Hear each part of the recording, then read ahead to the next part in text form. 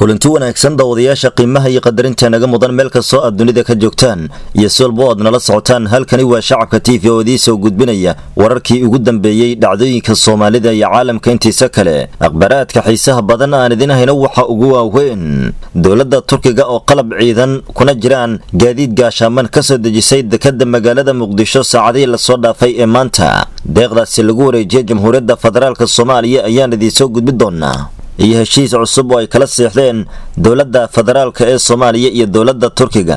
nuxurka heshiiskaasi iyo waxyaabaha kale ugu muhiimsan ayaan eegi doonaa. madaxweyne maxamed cabdullaahi farmaajo gudaha madaxtooyada ku qaabilay wafdigii daheeg ku maqnaa ee uu hogaaminayay ra'iisul wasaare ku-xigeenka dalka, kuwaasi oo saacadii la soo dhaafay ka soo degay garoonka diyaaradaha aadan cadde ee magaalada Muqdisho. dawladda Kenya oo loogaga digay inay qaado beegsi ka dhanna dadka rayidka ah xilli militariga dawladda Kenya ay sheegeen in ay duqeymo ka fulinayaan koonfurta Soomaaliya oo ay ugu horeyso gobolka Gedo. waxaan eegi doonaa hanjabaad ay direen militariga dawladda Kenya iyo bulshada reer Gedo oo dhankooda walaac ka qaba weerarada isdaba joogga ah ee dawladda Kenya. Shariif Sheekh Axmed oo ah madaxweynihii ku meel gaarka ee Soomaaliyana fadeexado waaweyn ayaa dul hoganaysa kadib markii uu dhawaantan si toos ah u qirtay in kiiskii badda ee dawladda Kenya la rabay in badda Soomaaliya loo gacan geliyo uu ku lug lahaa. waxaanu eegi doonaa hadalka istoogashada ah ee Shariifka dhawaan uu isku sameeyay oo keenay in dadka Soomaaliyeed ay markaan si weyn ugu aamin baxeen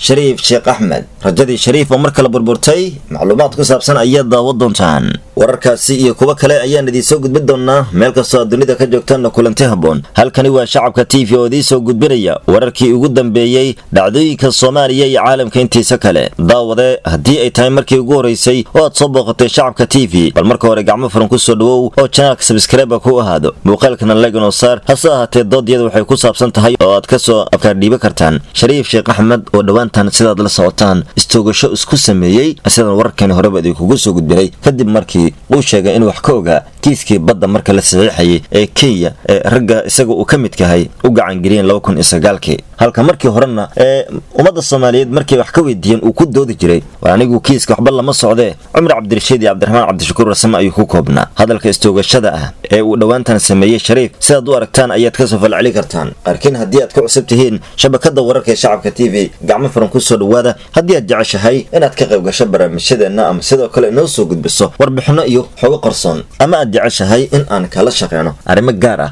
waxaad la xiriiri kartaa xafiiskana magaalada Muqdisho iyadoo WhatsApp-ka #3393664 aad beegsan karto. waa inoo sidaas iminkaanu galno tafaasiisha wararkaasi oo faahfaahsan.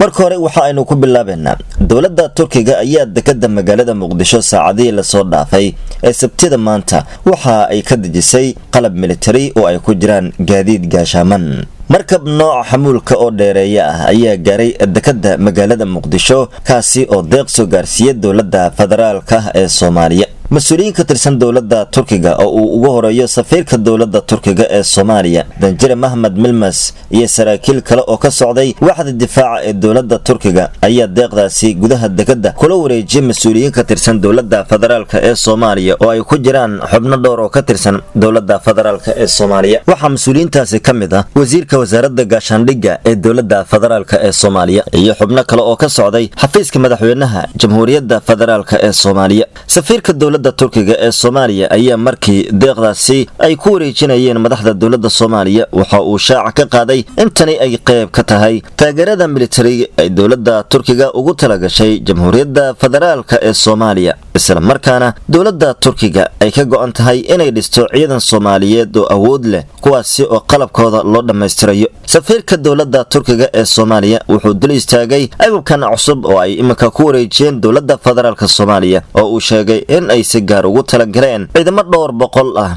oo dhawaan tababar loogu soo gabagabeeyay xerada Turkizom ee magaalada Muqdisho, kuwaasi oo sidoo kale madaxda dawladda Soomaaliya ay ku dhaariyeen gudaha xerada. taliyaha ciidamada xoogga Jamhuuriyadda Soomaaliya General Odwaa Yuusuf Raage iyo taliyaha ciidanka dhulka ee dowladda Soomaaliya General Maxamed Biixi ayaa ka qayb ahaa madaxdii dowladda ee ka qayb gashay munaasabadan deeqda qalabka military loogu wareejiyay dowladda federaalka ee Soomaaliya. Talaabadan degdega ah ee uu Turkiga qaaday ee gurmad saanad ciidan ku soo gaarsiiyay Jamhuuriyadda Soomaaliya waxay ku soo beegmaysaa iyada oo lagu jiro maalmaha u dabaal degida natiijada kiiskii dacwadda ICJ ay dhawaan ku dhawaaqday oo guusha hanatay Soomaaliya. Dowladda federaalka ee Soomaaliya oo kaashanaysa saaxiibadeed caalamiga waxa ay ku jirtaa diyaargarow xoogan si badan iyo barigan looga difaaco dalalka shisheeye ee duulaanka ku soo qaaday, maadaama Kenya dhankeeda ay ku jirto diyaargarow military oo ay suuragal tahay inay weerar ku soo qaadi karto Soomaaliya. Dhinaca kale haddii aynu eegno militariga dowladda Kenya waxa ay sheegeen in ay weerar ka fulinayaan deegaano dhanka xadka oo ka tirsan gobolka Gedo. Afhayeen u hadlay militariga dowladda Kenya ayaa tilmaamay in kooxda shabaab ay dib ugu soo xoogeysteen waa sida uu hadalkiisa u dhigay qayb ka mid ah xadka Soomaaliya iyo Kenya, sida daraadeed ay militariga gaar ahaan ciidamada ilaalada xuduudaha Kenya ka hortagayaan khatarta kooxda oo uu sheegay in aan la leysan karin.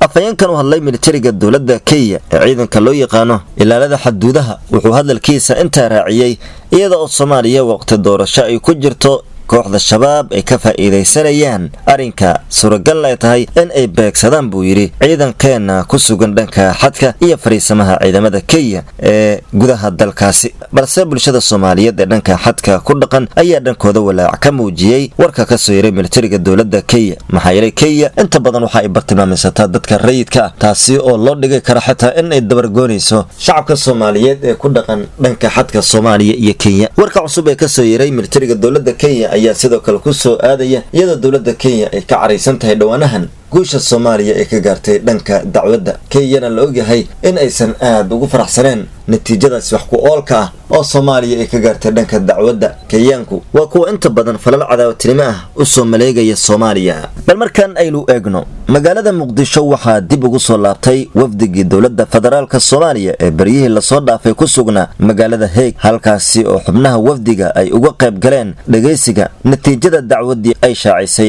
ICJ. ra'iisul wasaare ku-xigeenka xukuumadda federaalka ah ee Soomaaliya Mudane Mahdi Maxamed Guuleed Qadar ayaa horkacaya xubnaha wafdiga ee sida weyn loogu soo dhaweeyay magaalada Muqdisho. Mahdi Guuleed Qadar oo warfayeenka kula hadlay gudaha garoonka diyaaradaha aadan cadde ee magaalada Muqdisho ayaa markale hambaliyadiisa la wadaagay shacabweynaha Soomaaliyeed maadaama guul taariikhi ah ay Soomaaliya ka gaartay dacwaddii caalamiga ahayd ee ICJ ugu dambeyn natiijada shaacisay. Mahdi Guuleed Qadar ayaa sidoo kale ummadda Soomaaliyeed wuxuu ugu baaqay midnimada inay ka shaqeeyaan sidoo kalena iska daayaan kala qaybsanaanta iyo qabyaaladda oo ah dilaaga koowaad ee dowladnimada Soomaaliya. wafdiga ayaa sidoo kale waxaa qayb ka ahaa xeerlaaliyaha qaranka iyo mas'uuliyiin dhowr ah. garoonka diyaaradaha aadan cadde ee magaalada Muqdisho ayaa si weyn loogu soo dhaweeyay. soo dhaweyntooda waxaa ka qayb galay xubnaha golayaasha dowladda oo wasiirada ugu horeeyaan qaar ka mid ah shacabka Soomaaliyeed, halka saxaafaduna heegan ahaayeen. madaxda Jamhuuriyadda Federaalka Soomaaliya ugu horeeyay madaxweynaha qaranka ayaa kulan gaar ah waxa ay la qaateen xubnaha wafdiga markii ay dalkooda hooye dib ugu soo laabteen. wararka daawaneysaan waa Shacabka TV meel kastoo caalamka ka joogtaan. kulanti haboon ayaanu dulenahay daawadayaal oo ka soo aragtay dhiibta qodobada wararkeena. gabagabadii haddii aynu eegno Shariif Sheekh Axmed ayaa waxa uu ceeb weyn kala kulmay hadal istoogasho ah oo uu dhawaantan isku sameeyay markii guushii dacwadda lagu dhawaaqay. qoliyaha mucaaradka Soomaaliya badankood waxa ay u muuqdeen kuwa uu xaqa ka hadalsiinayay, waxa ayna sheegayeen in markaasi ay u hambaleenayaan madaxdii guushaasi soo hoysay oo horeeyo madaxweynaha Jamhuuriyadda Federaalka ah ee Soomaaliya Mudane Maxamed Cabdullaahi Farmaajo. Shariif Sheekh Axmed 2016 markii bulshada qaar ay wax ka weydiiyeen waxa uu ka ogyahay kiiskaasi dacwadda. xilligaasi waxa lagu xasuustaa inuu yiri war anigu meel bad lagu bixin lama socdo, wasiirkii bixiyay iyo ra'iisul wasaarihii bixiyay ayaa idinkaga jawaabay. marka ma ahan inaad ugu daalisaan arrinkan oo arrin siyaasadeed. bad meel lagu bixiyay lama socdo, waxbana kama ogi waraaqda la saxeexay. hadalkaasi ay dadka Soomaaliyeed horay u ogaayeen. dhawaantan Shariifka markii natiijada dacwadda lagu dhawaaqay munaasabadii uga qayb galay magaalada Muqdisho malaha xaq ayaa ka hadalsiiyay. wuxuu yiri anigu subaxii la saxiixayay kiiskaasi iyo waraaqda waxa ay soo wacay Cabdiraxmaan Cabdishakuur. markii hore waan naxay, haddana waxaan ku yiri saxiix haddii uu ku amray ra'iisul wasaaraha amarkiisa qaado. haddaba maxaa lagu tilmaami karaa Shariif Sheekh Axmed haddii beentiisa inta ay la eg tahay iyo munaafiqnimadiisa dadka Soomaaliyeed maxay ka baran karaan siyaasiga caanka oo kale ah sooma mudna ragga sidaasi isku bahaystay ee dulmigana ka galay ummadda Soomaaliyeed in maxkamad la soo taago oo wixii waajibkooda la mariyo waxa uu kala hadlay 4 goor wax ka badan marna wuxuu leeyahay bad anigu ma bixin halka imanka ugu dambeyntii uu shaaciyay inuu ku lug lahaa kiiskaasi haddaba tani Shariif waxa la aaminsan yahay inay dhaawacday murshaxnimadiisa isla markaana tartanka doorashada